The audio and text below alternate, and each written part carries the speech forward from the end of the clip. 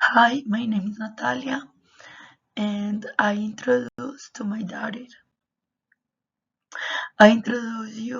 daughter. Personal date. Her name is Aurora Arango Bustamante. She is 2 years old. She was born on December 27, 2022 in Envigado, but she lives in El Peñol, Antioquia. She lives with me and her grandparents. She goes to kindergarten where she spends 8 hours a day.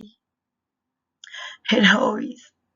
Her favorite hobby is painting, no matter where, because she paints on sheets of paper,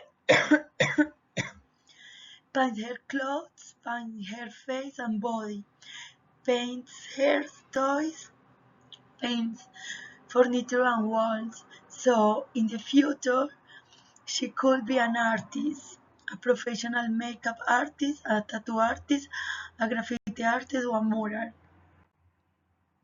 Curious fact. Aurora is discovering the world.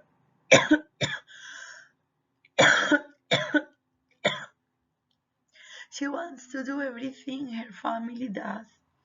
She wants to wash dishes, cook, clean the bathroom, study, put on her mom's clothes, take care of plants, and feed the chickens.